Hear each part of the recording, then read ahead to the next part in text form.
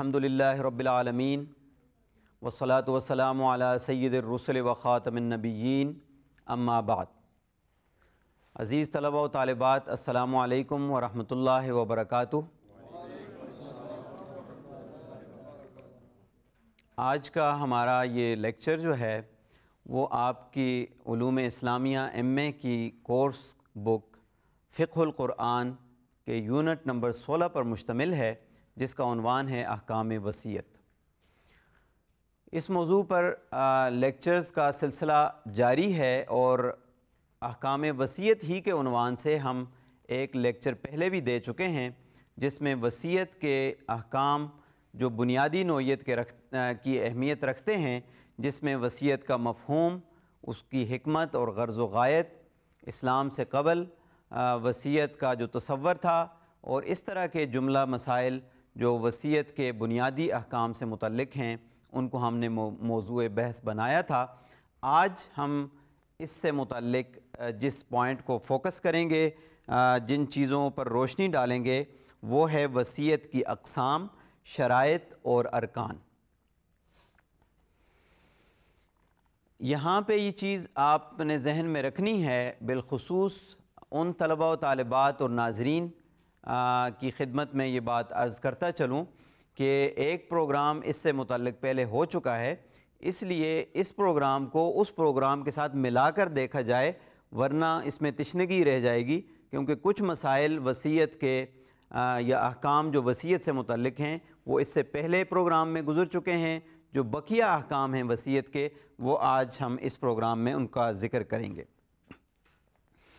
سب سے پہلے ہم وصیت کی اقسام کو لیتے ہیں کہ وصیت کی بنیادی طور پر کون کون سی قسمیں ہیں۔ فقہائے کرام نے وصیت کی دو قسمیں بتائی ہیں،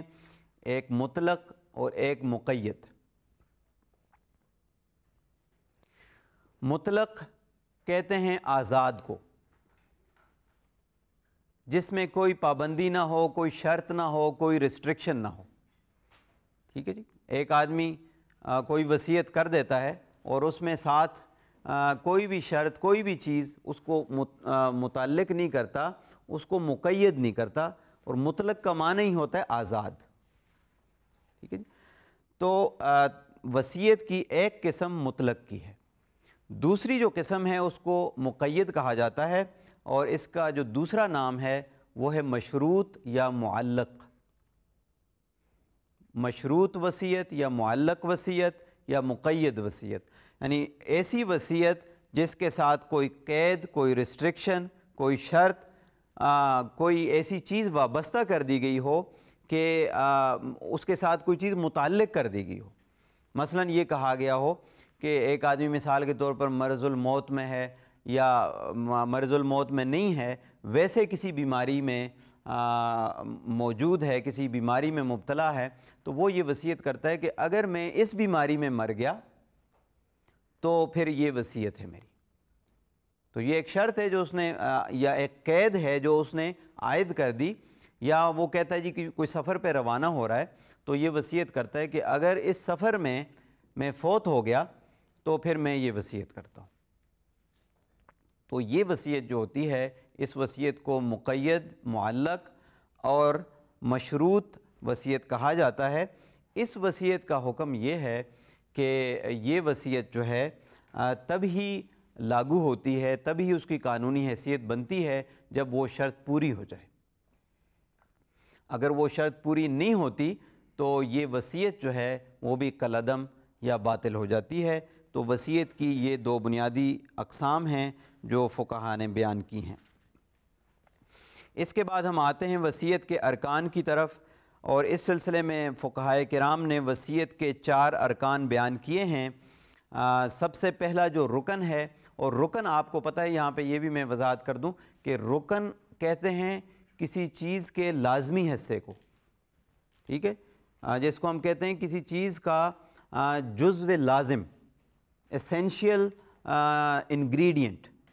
ٹھیک ہے جی، کسی چیز کا کہ جی اگر وہ چیز اس میں سے آپ نکال دیں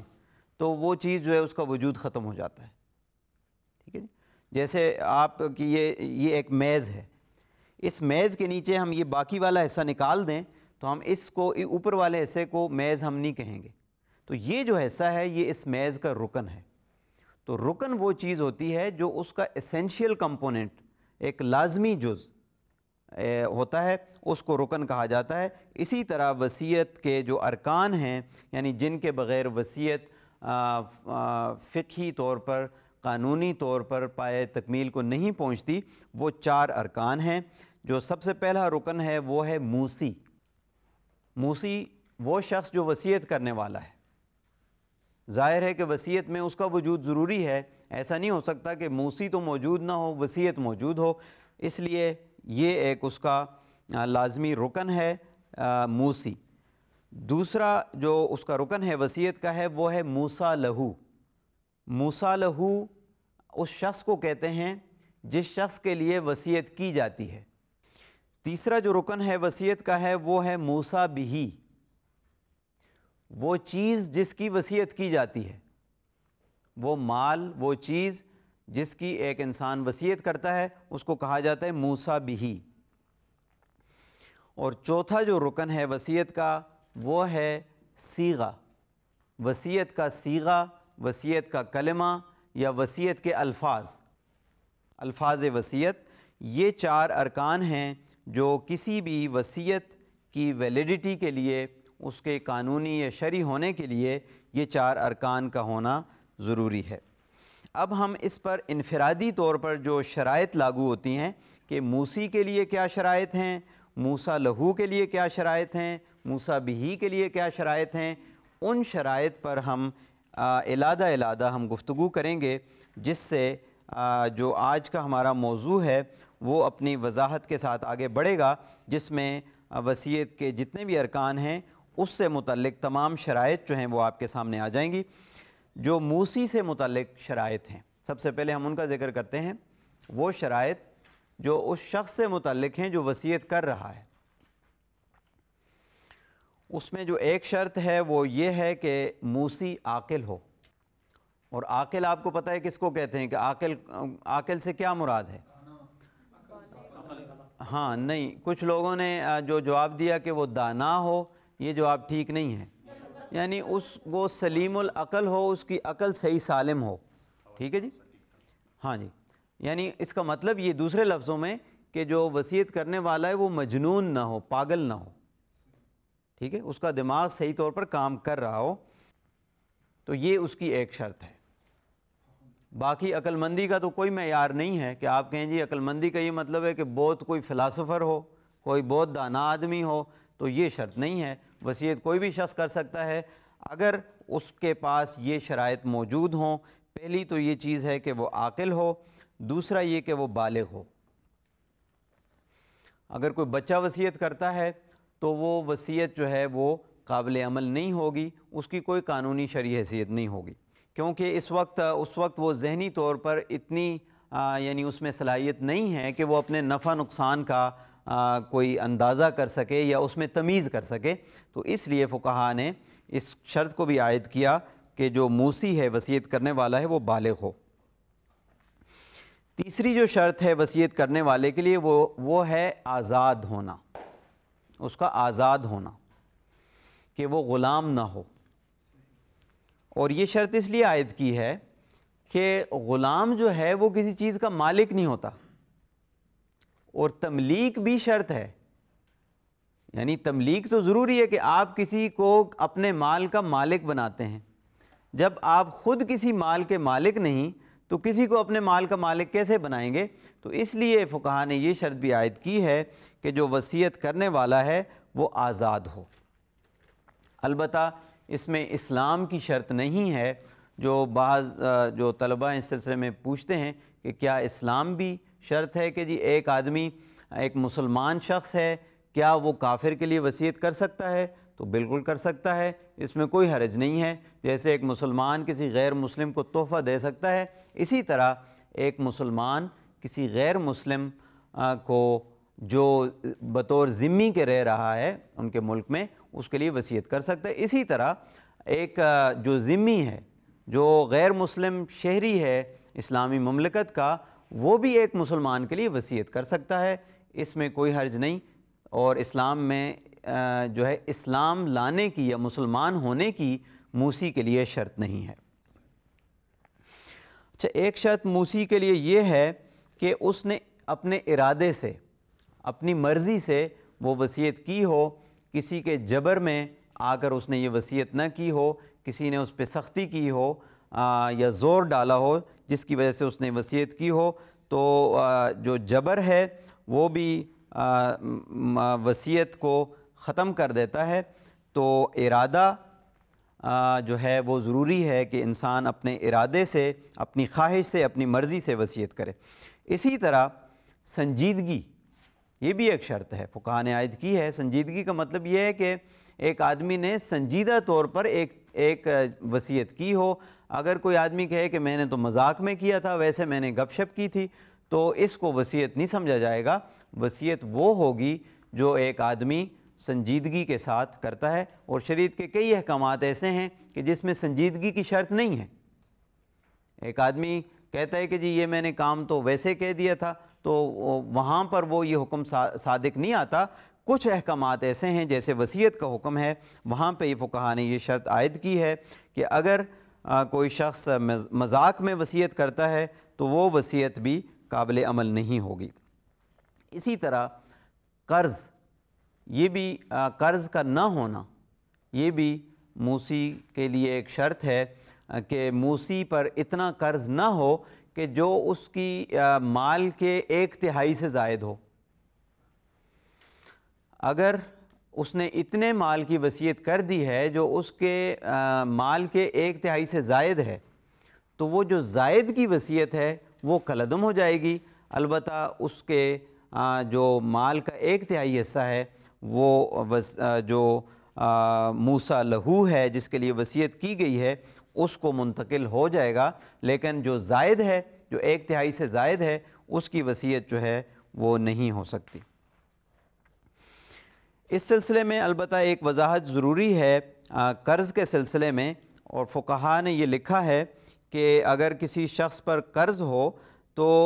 وصیت کا نفاذ جو ہے وہ ادائیگی قرض کے بعد کیا جاتا ہے، اور یہ بھی ہم نے پچھلے پروگرام میں اس پہ روشنی ڈالی تھی، ہم زیادہ تفصیل میں نہیں جائیں گے کہ پہلے قرض کی ادائیگی کی جائے گی، اس کے بعد جو ہے وصیت کی ادائیگی کا مرحلہ آتا ہے، اور وصیت کی ادائیگی تب تک موقوف کی جاتی ہے جب تک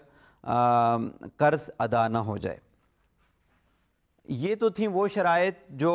موسی سے متعلق تھیں، یعنی وصیت کرنے والے سے متعلق تھیں۔ اب ہم ان شرائط کی طرف آتے ہیں جو موسیٰ بہ سے متعلق ہیں، یعنی اس مال سے متعلق ہیں جس مال کی وصیت کی جاتی ہے۔ تو جو مال جس کی وصیت کی جائے اس سے متعلق جو شرائط فقہاء نے بیان کی ہیں وہ یہ ہیں کہ پہلی شرط یہ ہے کہ وہ کام جو ہے گناہ کا کام نہ ہو۔ جس کام سے متعلق کسی آدمی نے، موسی نے وصیت کی ہے، وہ کوئی گناہ کا کام نہ ہو، کوئی حرام کام نہ ہو، کوئی غلط کام نہ ہو۔ اگر اچھا کام ہے تو وہ وصیت جو ہے وہ چلے گی، اگر کوئی غلط کام ہے تو اس کی وصیت جو ہے وہ کالعدم ہو جائے گی۔ موسیٰ بہ سے متعلق جو دوسری شرط ہے وہ یہ ہے کہ وصیت کے وقت وہ موجود ہو، یا اس کا وجود جو ہے وہ ایکسپیکٹڈ ہو، وہ متوقع ہو، اس کی وصیت کی جا سکتی ہے۔ اس مال کی وصیت نہیں کی جا سکتی جو معدوم ہے، جو ابھی وجود میں ہی نہیں آیا، اس مال کی وصیت شریعت میں نہیں کی جا سکتی۔ صرف اس مال کی جو موجود ہو، جو اس کی ملکیت میں ہے، اس کی وصیت کی جا سکتی ہے، یا جو متوقع ہے۔ مثال کے طور پر ایک آدمی یہ وصیت کرتا ہے کہ میں نے فصل بوئی ہوئی ہے، تو یہ جو فصل پہ جتنا پھل آئے گا، یا یہ پھلدار درخت پہ جتنا پھل آئے گا، یہ پھل جو ہے اس کی میں وصیت کرتا ہوں، اگرچہ وہ موجود نہیں ہے لیکن وہ متوقع ہے۔ اسی طرح اگر کوئی جانور جو ہے وہ حمل سے ہو تو اس جانور کے پیٹ میں جو چیز ہے اس کی بھی وصیت کی جا سکتی ہے کہ اگرچہ وہ زندہ حالت میں موجود نہیں ہے لیکن وہ ایکسپیکٹڈ ہے، وہ متوقع ہے، اس کی وصیت کی جا سکتی ہے۔ جو مال معدوم ہے، جو ابھی وجود میں ہی نہیں آیا، اس مال کی وصیت شریعت میں نہیں کی جا سکتی۔ اسی طرح موسیٰ بہ یعنی اس مال جس مال کی وصیت کی گئی ہے اس سے متعلق جو تیسری شرط ہے وہ یہ ہے کہ وہ ملکیت میں لینے کے قابل ہو، ایسا مال ہو جو قابل ملکیت ہو۔ کوئی شخص ایسے مال کی وصیت کرتا ہے جو ملکیت میں آ ہی نہیں سکتا۔ مثال طور پہ ایک آدمی کہتا ہے جی کہ یہ سمندر میں جتنی یہ چیزیں ہیں میں ان کی وصیت کرتا ہوں، یا یہ جو ہوا ہے میں اس کی وصیت کرتا ہوں، تو ایسی چیزوں کی وصیت جو ہے وہ قابل عمل نہیں ہوگی۔ اس لیے ضروری ہے کہ موسیٰ بہی ایسی چیز ہو جس کو ملکیت میں لیا جا سکتا ہو۔ جو چوتھی شرط ہے موسیٰ بہی کی، وہ یہ ہے کہ موسیٰ بہی مال متقوم ہو۔ اور آپ کو شاید علم ہوگا، آپ کی کتاب میں بھی اس کی وضاحت کی گئی ہے کہ جو مال ہے شریعت میں اس کی دو قسمیں ہیں، مال متقوم اور مال غیر متقوم۔ یہ دو قسمیں ہیں۔ مال متقوم وہ ہوتا ہے کہ جس کا ملکیت میں لینا اور اس سے فائدہ اٹھانا آدمی کے لیے جائز ہو، اس کو مال متقوم کہا جاتا ہے۔ اور مال غیر متقوم اس مال کو کہا جاتا ہے کہ جس کا ملکیت میں لینا اور اس سے فائدہ اٹھانا شریعت میں ناجائز ہو، جیسے شراب ہو گئی یا اور ایسی حرام چیزیں، خنزیر ہو گیا اس کا گوشت، یہ تمام چیزیں جو شریعت میں حرام ہیں، جن کا ایک مسلمان کے لیے ملکیت میں لینا اور اس سے فائدہ اٹھانا جائز نہیں ہے، تو ایسی چیز کو کہا جاتا ہے کہ یہ مال غیر متقوم ہے۔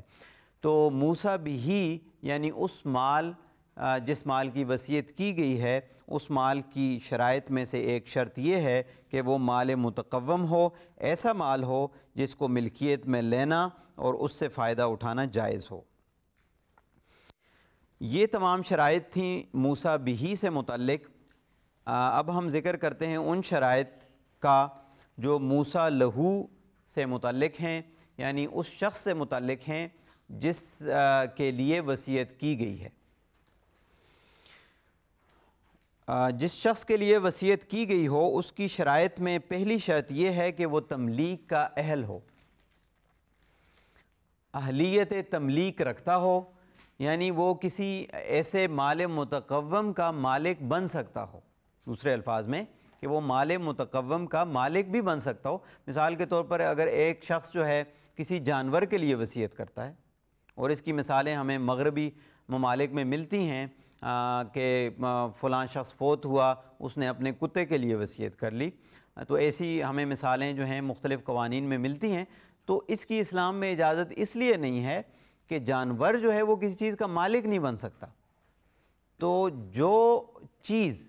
جو فرد، جو چیز کسی مال متقوم کی مالک نہ بن سکے، وہ اس کے لیے وصیت کرنا بھی درست نہیں ہوگا۔ تو یہ تھی پہلی شرط جو موسیٰ لہو کے لیے شریعت میں بیان ہوئی ہے کہ وہ تملیک کا اہل ہو۔ جو دوسری شرط ہے موسیٰ لہو کے لیے جو شریعت نے بیان کی ہے، وہ یہ ہے کہ وہ موسی کا قاتل نہ ہو۔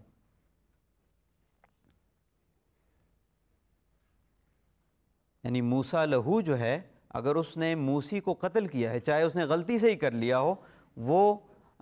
جو ہے وصیت نہیں لے سکتا، کیونکہ حدیث پاک ہے کہ لا وصیت لقاتل، کہ قاتل کے لیے جو قتل کرنے والا ہے وہ وصیت کا مال نہیں لے سکتا۔ اور اس سلسلے میں شریعت اسلامیہ کا ایک بہت اہم اور بہت دلچسپ ایک قاعدہ بھی ہے، جس کو آپ کے سامنے ہم یہاں پہ لکھا ہوا سامنے لاتے ہیں۔ وہ یہ ہے کہ من استعجل شیئا قبل اوانہ عوقب بحرمانہ۔ من استعجل شیئا قبل اوانہ، کہ اگر کوئی شخص جلدی کرتا ہے کسی چیز کے لیے اس کو واقع ہونے سے پہلے، کوئی چیز جس نے ابھی واقع ہونا تھا مستقبل میں، اس کو لینے کے لیے وہ جلدی کرتا ہے، تو عوقب بحرمانہ، تو اس کی سزا یہ ہے کہ وہ اس سے محروم کر دیا جائے گا۔ اور اسی قاعدے کی روشنی میں شریعت ہمیں یہ بتاتی ہے کہ اگر کوئی شخص اپنے کسی جو مورث ہے اس کو قتل کر دیتا ہے، کوئی وارث ہے اپنے مورث کو قتل کر دیتا ہے، مثال کے طور پر بیٹا جو ہے وہ اپنے باپ کو قتل کر دیتا ہے، اس خیال سے کہ یہ جو وراثت ہے یہ مجھے قبل از وقت مل جائے، ٹھیک ہے، تو یہ جو شرعی قاعدہ ہے کہ کوئی شخص اگر جلدی کرتا ہے، چاہے اپنے حق ہی کو حاصل کرنے میں جلدی کرتا ہے اور اس کے لیے اس طرح کا غلط طریقہ اختیار کرتا ہے، تو اس کی سزا یہ ہے کہ وہ اس سے محروم ہو جاتا ہے۔ تو جس طرح وارث جو ہے اپنے مورث کو قتل کر کے وراثت سے محروم ہو جاتا ہے، اسی طرح موسیٰ لہو جو ہے اگر موسی کو قتل کرے گا تو وہ بھی وصیت سے محروم رہ جائے گا۔ تو یہ بھی موسیٰ لہو سے متعلق ایک شرط ہے جو فقہا نے بیان کی ہے۔ موسیٰ لہو سے متعلق جو اگلی شرط ہے وہ یہ ہے کہ وہ موسی کا وارث نہ ہو۔ ہم نے پچھلے پروگرام میں اس کی وضاحت بھی کی تھی کہ اگر موسیٰ لہو جو ہے وہ موسی کا وارث ہے تو وصیت جو ہے وہ ورثاء کے لیے نہیں ہوتی، وہ ان لوگوں کے لیے ہوتی ہے جو وارث نہیں ہیں، تو وہ وصیت بھی قابل عمل نہیں ہوگی۔ البتہ یہ چیز آپ ذہن میں رکھیے کہ جو وراثت کے لیے جو وارث ہیں ان کے لیے وصیت کی جا سکتی ہے، وہ جائز تو ہے، کی جا سکتی ہے، لیکن اس کا جو نفاذ ہے اس کو قابل عمل اس وقت بنایا جائے گا جب باقی وارث اس پہ راضی ہوں۔ یہ چیز آپ ذہن میں رکھیں کہ ایسا نہیں کہ وصیت کرنا ہی ناجائز ہے،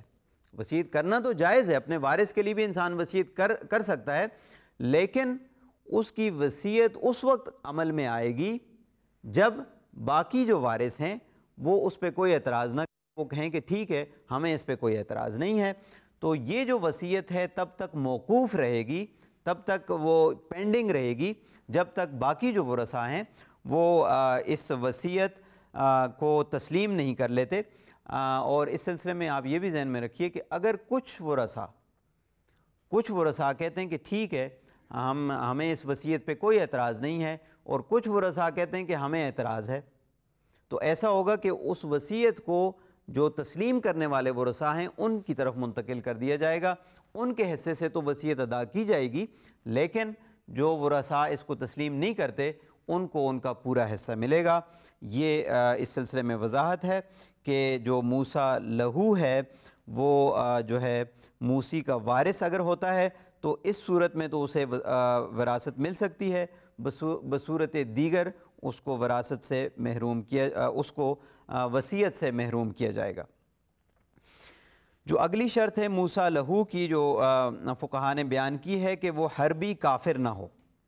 یعنی ویسے تو کافر کے لیے وصیت کی جا سکتی ہے، لیکن جو کفار میدان جنگ میں آپ کے سامنے مقابلے میں موجود ہیں ان کے لیے وصیت نہیں کی جا سکتی۔ اسی طرح فقہا نے یہ بھی لکھا ہے کہ مرتد کے لیے بھی وصیت نہیں کی جا سکتی۔ یہ شرائط تھیں جو موسیٰ لہو سے متعلق تھیں، اور تمام جو شرائط جو وصیت کے اراکین سے متعلق تھیں، موسی سے متعلق، موسیٰ لہو سے متعلق، موسیٰ بہی سے متعلق، ان شرائط کا اس پروگرام میں ذکر ہوا۔ پروگرام کے آخر میں آپ سے التماس کرتا ہوں کہ اگر آپ کے ذہن میں ان چیزوں سے متعلق کوئی استفسار ہو، کوئی سوال ہو تو ضرور کیجیے گا۔ سر میرا آپ سے کوشچن یہ ہے کہ وصیت کیا صرف الفاظ کے ذریعے ہی ہو سکتی ہے یا اس کا کوئی اور طریقہ بھی ہے؟ اچھا جی، انہوں نے سوال کیا ہے کہ کیا وصیت جو ہے وہ صرف الفاظ سے ہی کی جا سکتی ہے یا اس کا کوئی اور بھی ذریعہ اور طریقہ ہے؟ شریعت میں وصیت جو ہے اس کے انعقاد کے لیے، اس کو منعقد ہونے کے لیے صرف زبانی الفاظ ہی نہیں ہیں بلکہ اس کے اور بھی ذرائع ہیں۔ جو سب سے اہم ظاہر ہے کہ جو طریقہ ہے وہ تو یہی ہے کہ موسی جو ہے وہ کلمات کے ذریعے، الفاظ کے ذریعے یہ وضاحت کرے کہ میں فلاں شخص کے لیے اتنے مال کی وصیت کرتا ہوں، یہ الفاظ استعمال کر لے۔ سب سے واضح اور سب سے اہم ذریعہ وصیت کا یہ ہے۔ اس کے علاوہ جو وصیت کا دوسرا ذریعہ ہے وہ تحریر کا ہے، کہ انسان جو ہے وہ اپنی تحریر کے ذریعے،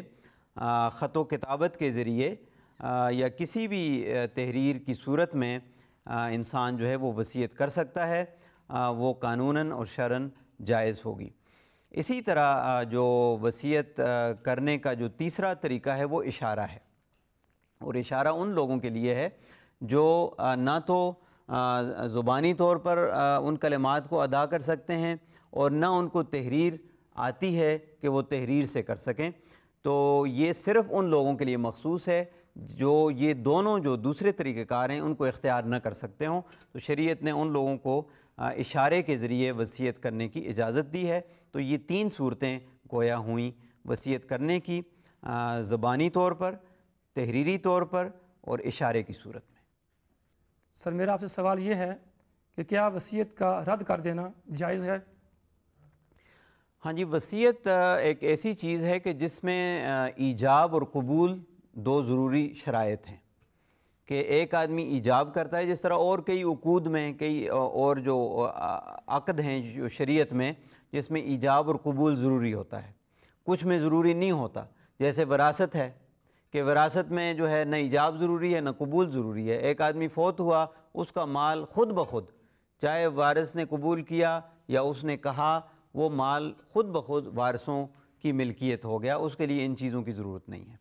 جو وصیت ہے یا جو تحفہ ہے، مثال کے طور پر ہدیہ انسان دیتا ہے، تو اس کی شرائط میں یہ ہے کہ ایجاب بھی ہو اور قبول بھی ہو۔ اگر ایجاب تو ہے، ایک آدمی کہتا ہے جی کہ میں نے آپ کے لیے اتنے مال کی وصیت کی، لیکن دوسرا آدمی آگے سے قبول نہیں کرتا، وہ کہتا ہے نہیں میں معذرت چاہتا ہوں، مجھے اس کی ضرورت نہیں ہے، یا میں اس مال کو نہیں لینا چاہتا، تو اس کی شریعت میں اجازت ہے، کوئی پابندی نہیں ہے کہ وصیت کی جائے اور دوسرا جو شخص ہے وہ اس کو قبول کر لے۔